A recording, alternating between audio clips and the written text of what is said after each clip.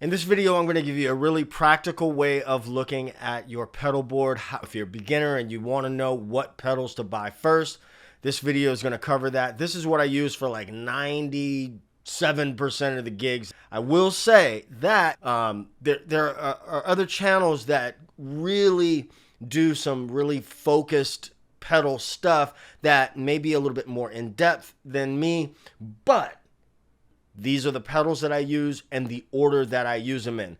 And also, if you're, like I said, if you're just getting in that game, these are the pedals that I think you should go with first if you're not going to get like a multi-effects box. All right? If we haven't met yet, my name is Ted and I talk bass. Let's get into it. Okay, pause. This video is going to be a lot shorter than I intended for it to be. I actually recorded... stripped my whole pedal board down and then started putting it back together and showing you all the, and then I thought, why? How practical is this? And what is practical for the folks out there? And I really want to be honest with you.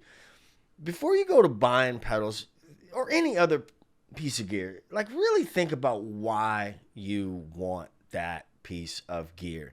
Is it something you need, or is it something that you just want to experiment with?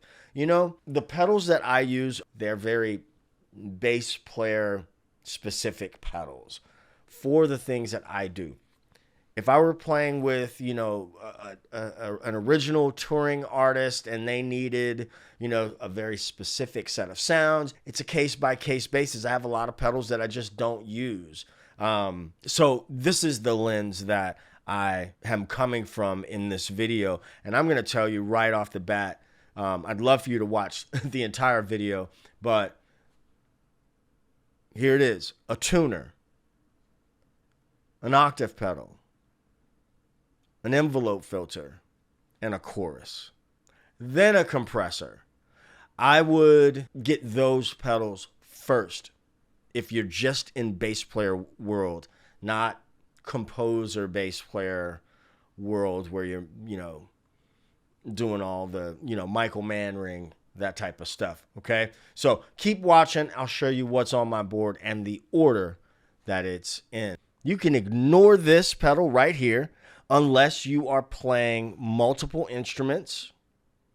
Like I play synth bass and electric bass. So bass goes into one input, the synth bass goes into the other input, and this is just an A-B switch. That's it.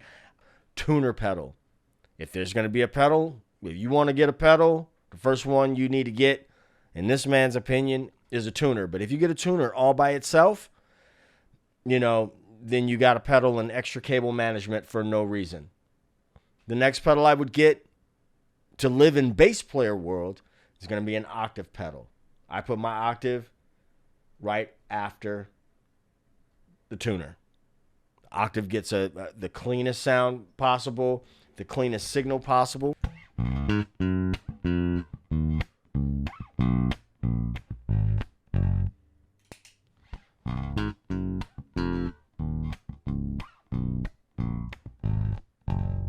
Bass player pedals, okay? And I'm talking about for my specific application. Next after that, we have the envelope filter, right?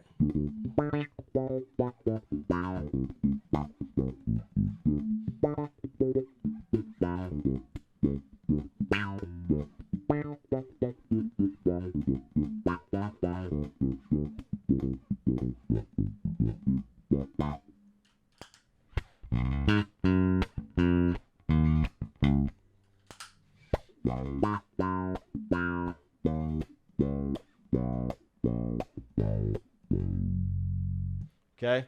After that, and pretty rare, is going to be the chorus pedal. And the chorus pedal will just come out on, you know, special occasions.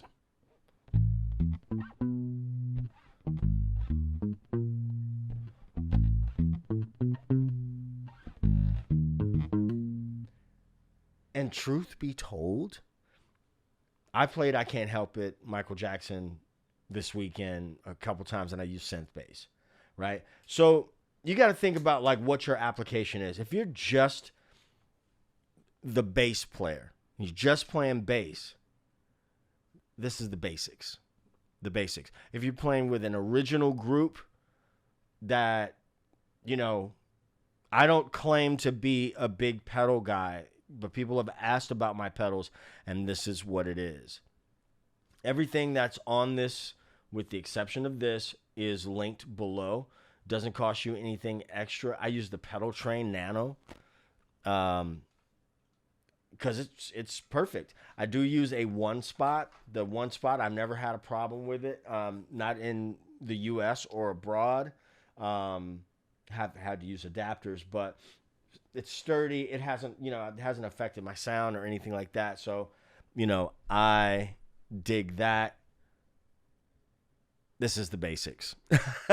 Even after having made a longer video, these are the pedals. This is the order that I would get them in: tuner, octave, envelope filter, chorus.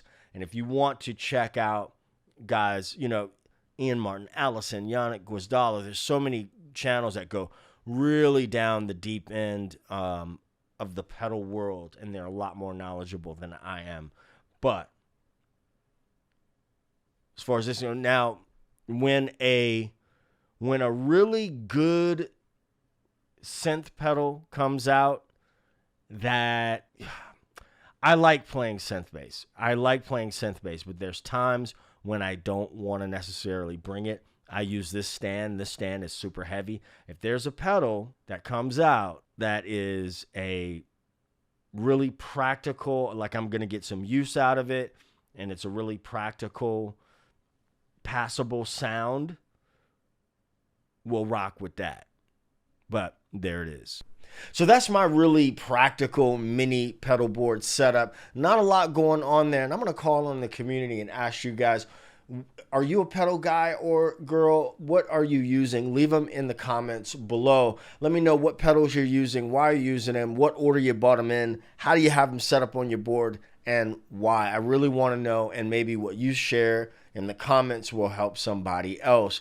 Are you using a stomp box? Let me know. If you haven't subscribed to the channel, hit that subscribe button and the bell for notifications. Also, up there is a video that YouTube thinks you might like, and down there is a playlist that I think you ought to check out. I will catch you in the next video. Remember, it ain't rocket science, it's pocket science. Peace. 2 fingers.